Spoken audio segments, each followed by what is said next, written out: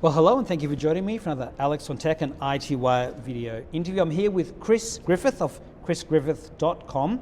He's also a contributor to iTWire, but most well known for being a senior reporter at The Australian in the tech section for many, many years. Chris, thanks for joining me today. Thanks, Alex. It's been actually really interesting coming here. It's Tech in Gov is a conference which is an interface between the technology community and what's going on in government in the public service. So we have a lot of public servants here who attend this event. Yeah, and of course AI has been having top billing, as you would expect. Yes, certainly. We had AI and we've had a fair bit on cybersecurity, and they've both been really interesting. I think what I've seen, having come to this conference several years now, is with AI a bit of a movement away from the discussion that AI can do everything. Yeah. What we're going to Let's get real. Yeah, what we're going to do is have agents that take over whole processes of government, see a lot of people unemployed, and that's going to be the new reality. But while we still, of course, are seeing people lose jobs in the tech industry, and particularly coders of all people, we're seeing a bit of an interest in counting the cost of how much AI is going to cost, not just in development, but ongoing. For example, there was a session put on around token costs. Yeah. Now, I know a bit about this. Huge issue. Yeah. I know a bit about this because I kind of part-time develop a few AI systems called RAG systems, which is about developing bespoke applications. We're using your own data, but using public models. And part of the art of doing this is when you put the logic in as how the chatbot is going to act, and incidentally it is the same when we're talking about workflows with new AI type business software. You don't want to just say AI do it. You want to use automation, but not AI as much as you can to save the cost of AI references, because you can save a client thousands and thousands and thousands of dollars a month because you're not doing all these calls to AI. And we're seeing now in the public service concern that unless you write the code efficiently to use normal processes instead of AI every step of the way, it's going to be incredibly expensive. It could be the difference between, for an agent, paying $100,000 a month and $10,000 a month if you do it correctly. And I'm saying things like, for example, you could ask AI to, if the cost is more than, you could write it out more than $10,000, do this or that in words. It might be something that you could just do in code. If the cost is greater than 10,000, do X, do Y. You do the latter because you're saving money on tokens. The other aspect is you don't need for some agents to have the most state-of-the-art versions of AI because the token cost is much, much more expensive. It's astronomical for the newest ones. If you're doing just a normal customer service chatbot or just doing basic financial analysis or that, you don't need the same AI as a research scientist who's looking at quantum physics, for example. And so it's horses for courses, and these are the kind of recommendations that are coming out. And sitting in some of the workshop groups that were there, the public servants were saying, well, look, if I'm trying to develop this, I can do this, and this, but I need AI specifically for that. At the conference, Workato made a big play about this tokenization issue, and people were really receptive to it. So instead of bean counters in government, we're going to see token counters as becoming, the new kind of discussion point. Yeah, in look, the public service. I've heard a lot about this as well. There was famously a big company that people had guessed what its identity was, but they spent $500 million in token costs in a month because they just went wild. And plenty of other people have said, look, it's now costing us more in tokens than it was costing us in people. I thought AI was going to save us money. And that's why we have these different strengths of AI, because some of and also the focus from Anthropic and Claude on the newest models has all been about, we can be more efficient with tokens. I mean, everyone's getting the message that AI is great, but if it bankrupts you, there's no point. Well, yeah, I mean, AI is doing what we've seen before in the tech industry, and that is they lure you into a situation of dependency by making it free. And then when you're hooked, it goes right up. And I even see that for developers. Like when I'm developing, I can use some of these platforms for Nord. But if I use them a bit more, then the cost goes up in the hundreds of dollars a month. So cost, I think, is going to be a real tempering factor when it comes to AI. So that was my big take out of AI. There's been a lot of discussions around sovereign risk and data sovereignty and all those types of things. Which we've been hearing about the past couple of years. And we've gotten much better at that now. Yes, I mean, there's discussion at government level. The government are taking sovereignty more seriously. And of course, we saw the Prime Minister's speech recently, which the Office of AI looked at Office of AI, regulation, standards. My big concern there is we can put all the regulation and standards down there, but enforcement of this, when you've got the big tech companies, are we going to get any better enforcement with AI as we have with, indeed, tax with some of the big companies and organisations? We struggle to really rein in the tax workarounds that some of these companies deal in. And that's what my worry is with AI, that we're going to struggle with our great new regulatory standards framework that Albanese talked about. Well, I mean, governments set up rules and regulations and companies find their way around it. That's exactly right. But cybersecurity... another huge issue. Cybersecurity is another huge issue there. It's an evergreen, if you like, here. But now we have the idea of cybersecurity in the hands of scammers who understand AI, and indeed coming up quantum computing as well. And if they have those tools, we're in a situation where not only is it hard to deal with cybersecurity risks and intrusions when they happen, but you may not even understand or contemplate or even think what those intrusions may be like. So in other words, you're walking around in a dark room without being able to see the walls. And we saw representatives of the Prime Minister's Department, the Parliamentary Services, talking about them trying to get ready for cyber attacks at that level, even doing simulations, trying to predict what might happen, but no one really has a good solution, not even HP, who are here talking about the same thing, talking about the poisoning, not only of data, but the poisoning of AI agents themselves by the ability to get into the instruction set that you give an AI agent and change that for it to do all sorts of damage to data. We're not quite there yet, but that's the sort of thing that they're really concerned about, that we can actually turn AI agents around and be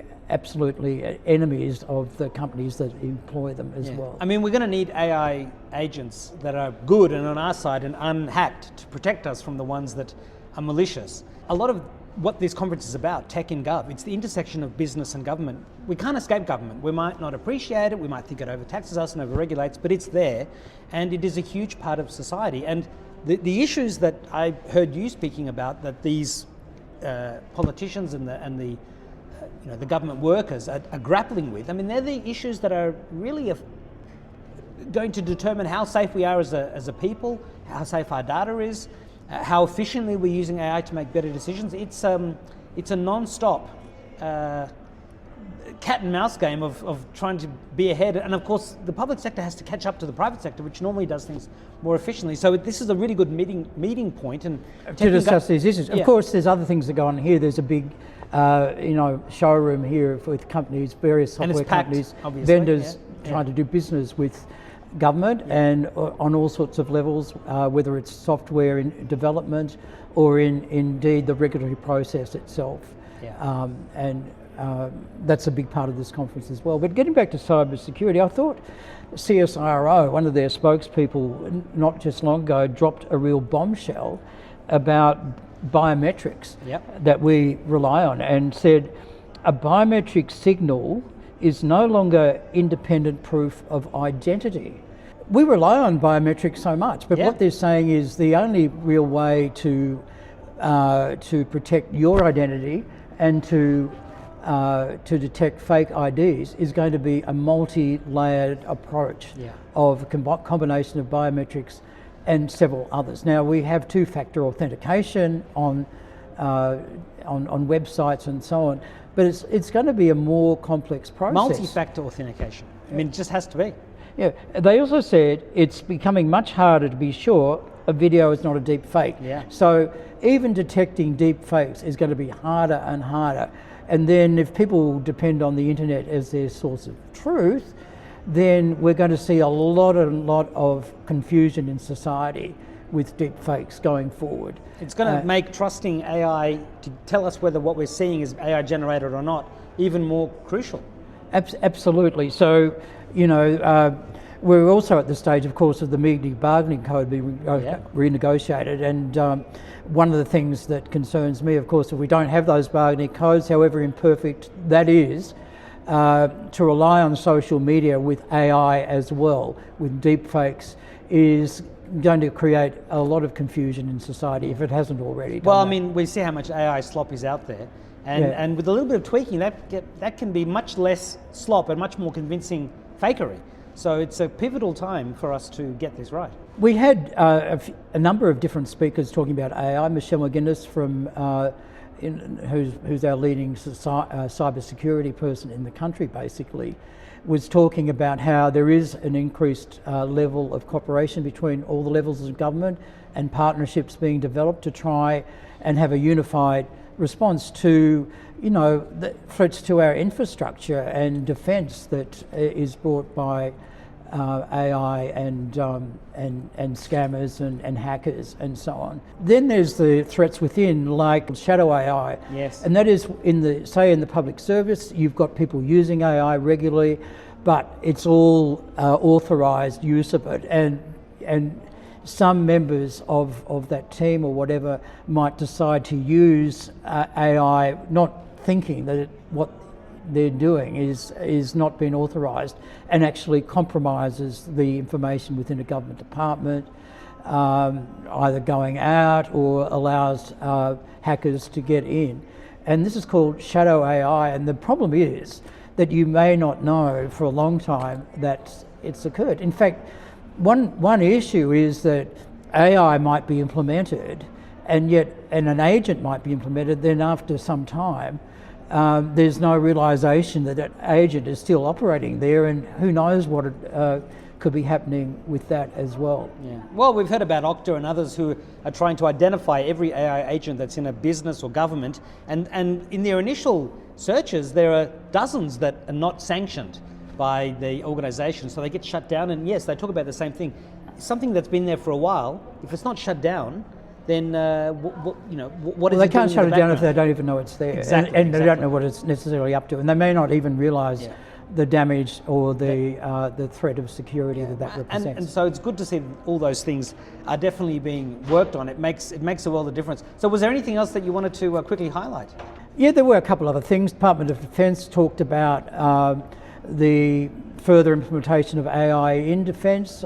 They talked about a little bit about the Ghost Bat and Ghost Shark. The Ghost Bat is very expensive, in the $1 million drones that can go a couple of thousand or even more kilometres in autonomously doing surveillance across the country.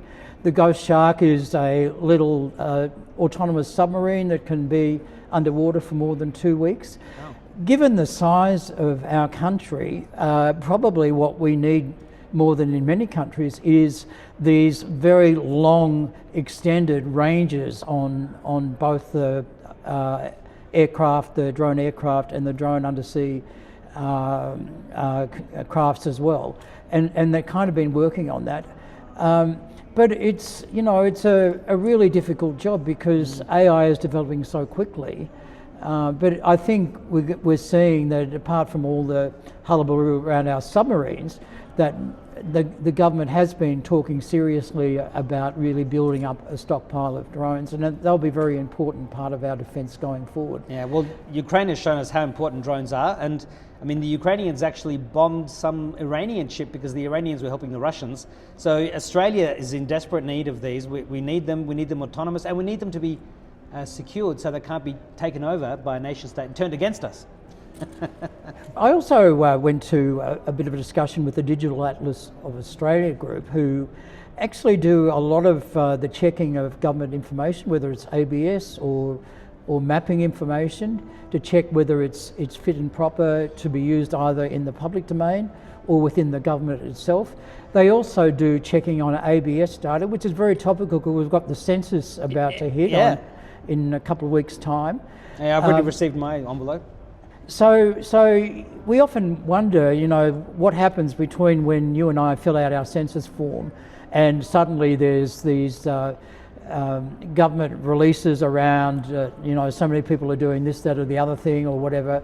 Well, it's people like this in the engine room doing all this work, and the number crunching. Yeah, the number crunching, and it was great to talk to them today. Yeah. They've not. I asked about whether they were implementing AI. It seems AI would be absolutely, you know, an obvious thing to do with all this this government information. At this time, they basically said, "Look, we're looking at it, but we haven't taken that big step yet to actually implement it." They haven't needed it for 100 years.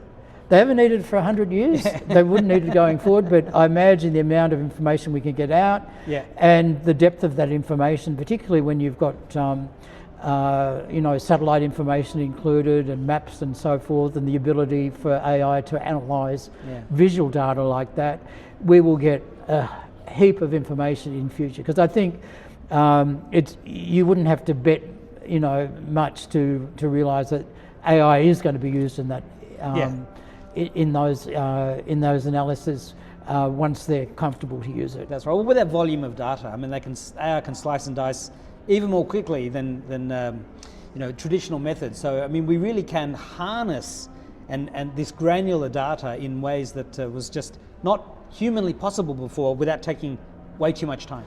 Yeah, and that's right. And look, thank you so much for this. I think it's nice to end this discussion on that positive note of yours, because there's been so much concern, and governance is still a big concern.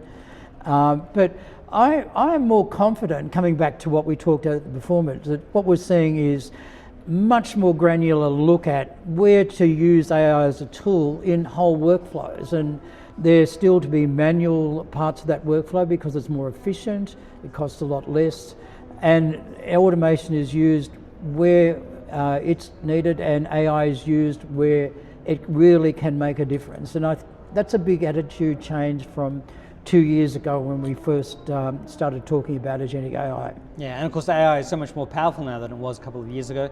And it's going to be frighteningly more powerful as we go along. Maybe the science fiction films will come true. Yeah, absolutely. Yeah. Well, Chris Griffith, it's been so great to talk to you on the close of day one of Tech and Gov 2026. I look forward to catching up with you tomorrow, and I'll see you throughout the year. Absolutely. Nice to talk with you, Alex. Thank you. See ya.